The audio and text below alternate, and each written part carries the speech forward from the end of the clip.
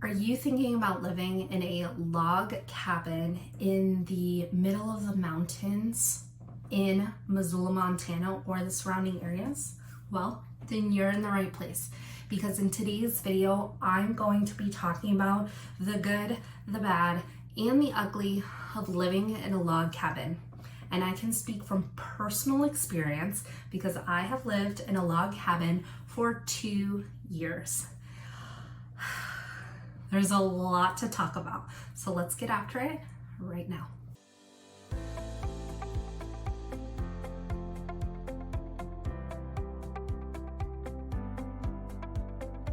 My name is Diana Filkins from living in Missoula, Montana.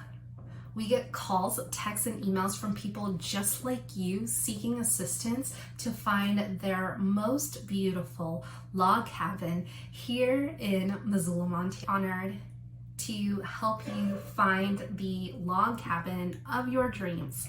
So, all my contact information is down in the description box below. Reach out to me, let's talk, and let's see what's available for your log cabin dreams. All right, let's start this video off on a positive note.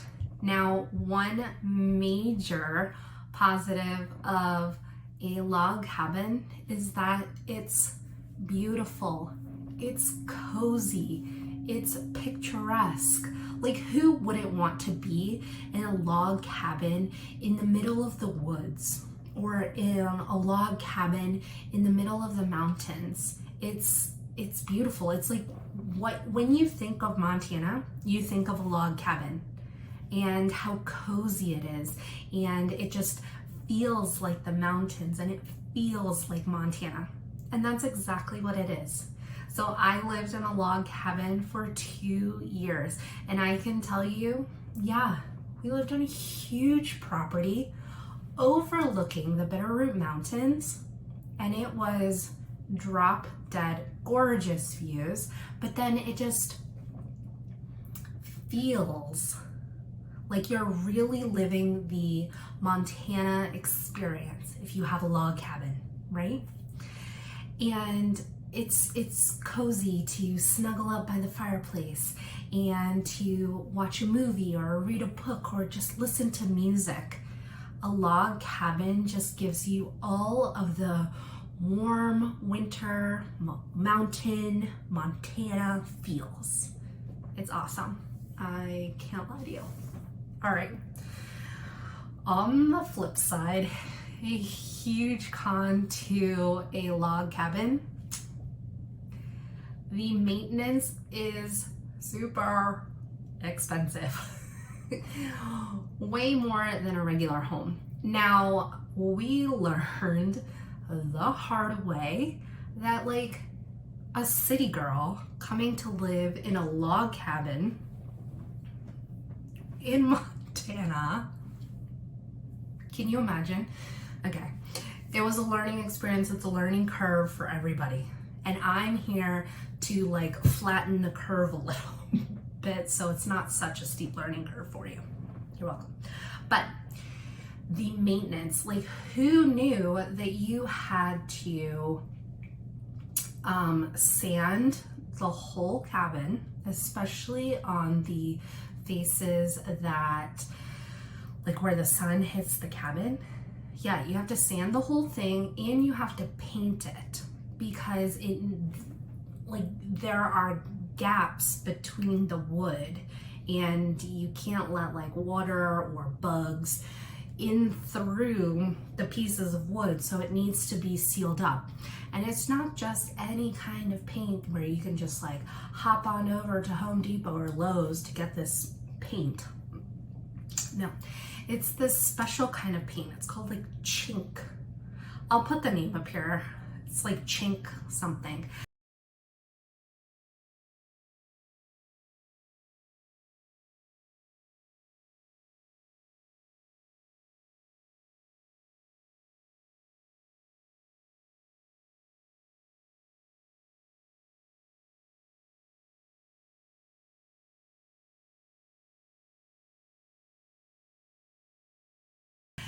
And one, it's really expensive. Two, it needs to be done if it's done right, it needs to be done yearly. So the maintenance, which leads me to an ugly point. We did a pro, we did a con, now let's do an ugly. So many bugs. So many bugs. I was anticipating spiders, okay? That's not that big of a deal. We actually didn't get too many spiders, which I'm a-okay with that. I did not anticipate the amount of flies. Oh my goodness. So many flies were in the cabin. I would have my fly swatter. I would kill at least 30 flies every single day. It was absurd. We had like those, these like little fly, it's like really sticky paper. Like think of like a mouse trap where it's like that really sticky paper and then the mouse like runs and then they like stick to the paper. Okay, now think of that for like flies.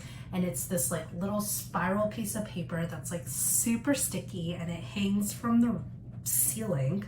It's super disgusting, and the flies will fly onto it, stick on there, and just die. It's gross, gross, gross, gross, gross, gross. So many flies, so many stink bugs. Like I did not anticipate all the stink bugs, and the flies and the stink bugs, they like all come together. One bug that I didn't mind are ladybugs. We always have ladybugs coming in to the cabin. Now, those ones, try to put them back outside, or usually my kids would be okay with like picking them up and taking them outside. We tried to do our best not to kill ladybugs. I don't know what it is about ladybugs. They just seem peaceful to me and harmless to me. So flies, stink bugs, ladybugs, and finally bees. Bees would come into the cabin. No joke, true story. One time I was laying down for bed. My husband was laying down next to me. We hadn't even turned the light off for 5 minutes, and he like jumped, like physically like jumped out of bed, and he was like, ow. And I'm like, what on earth? We just laid in bed. What are you talking about? He got stung in the calf by a bee. There was a bee in our bed. I don't know. This does not happen in regular homes. Like bees. There would be like a bee on the floor, a bee in the middle of the table, a bee in my orange juice. I mean, there were bugs everywhere. It was an adventure every day. So, just so you know. Pro, it's beautiful. Con, it's expensive. Ugly. Bugs. All right, let's just jump back into another pro. Another huge pro about living in a log cabin is it does really well at insulating either heat or cold. Now, because the logs are just naturally really great insulators, we did have a wood burning stove inside the cabin, and it kept our home very warm and very cozy. On the flip side, in the summertime, we did have an AC system, and it kept the cabin very cool and comfortable. Let's move on to a con. Now, a con of living in a log cabin and just like the way that the logs are constructed, and just it's not like you have drywall, and behind the drywall there is like your HVAC system or your ducting system. Duct. D-U-C-T. Duct. You can't have that in a log cabin, right? So you need some kind of external heat or air. So we had a wood burning stove, which is great because that actually is very fuel efficient and overall better for the environment, as opposed to natural gas or electricity or propane. We did have propane for our stove, like where I cook. So we did have that, and we had a huge above ground propane tank. So that's an added cost. If you're going to live in a log cabin, you'll most likely need a propane source. Now they do have above ground tanks and they have underground tanks. Who knew? A city girl, I'm learning all sorts of things. So propane is a good electricity source.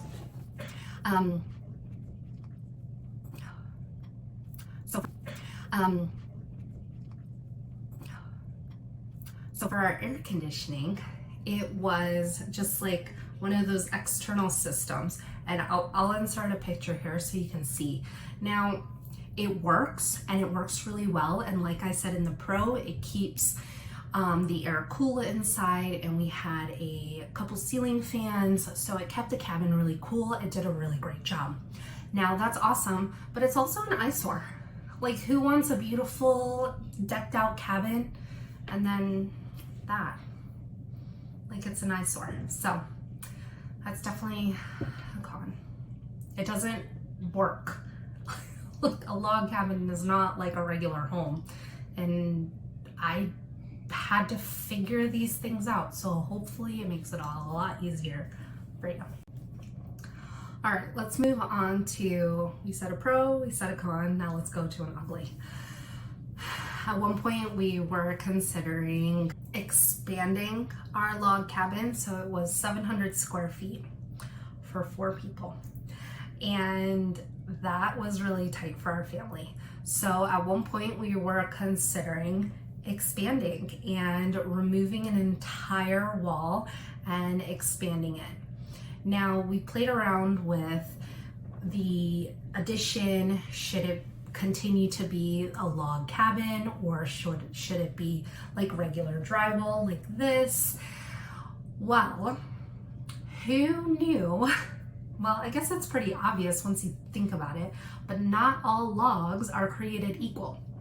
Now, a log that was, it depends if it's like hand cut logs or like manufactured logs. It depends like where the logs came from, like what type of wood it is. And once you take it apart or you tear it down to create an addition, like if the manufacturer doesn't make that anymore because like those types of trees are gone, or it's very expensive or inaccessible to get those very specific kinds of logs, well then your addition is not going to match your original cabin.